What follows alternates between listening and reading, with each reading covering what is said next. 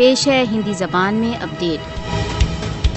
भारत द्वारा अवैध रूप से अधिकृत जम्मू कश्मीर में भारतीय सशस्त्र बल युद्ध अपराधों में व्यस्त हैं। भारतीय सशस्त्र बल भारत द्वारा अवैध रूप से अधिकृत जम्मू कश्मीर में टॉर्चर, अपहरण तथा कारकुनों, पत्रकारों व नागरिकों की निर्मम हत्याओं के लिए उत्तरदायी हैं। भारत द्वारा अवैध रूप से अधिकृत जम्मू कश्मीर में मोदी के शासन को अंतर्राष्ट्रीय कानूनों के अनुसार रक्तपात, मानवीयता के विरुद्ध अपराध तथा युद्ध अपराधों के रूप में परिभाषित किया जा सकता है। भारत ने आर्टिकल 370 के बहिष्कार के पश्चात भारत द्वारा अवैध रूप से अधिकृत जम्मू कश्मीर को एक खुली जेल में परिवर्तित कर दिया है। 5 अगस्त 2019 के पश्चात कश्मीरी जनता को सभी मूल अधिकारों तथा स्वतंत्रता से वंचित कर दिया गया है। मोदी के नेतृत्व में भारत जर्मनी के नाजियों की भांति एक हिंदुत्व फासिस्टवादी शासन में परिवर्तित हो चुका है। विश्व मानव अधिकार संगठनों ने भारत द्वारा अवैध रूप से अधिकृत जम्मू कश्मीर में भारतीय युद्ध अपराधों का उल्लेख किया है। भारत द्वारा अवैध रूप से अधिकृत जम्मू कश्मीर में युद्ध अपराध सार्वभौमिक समुदाय के लिए एक चुनौती है।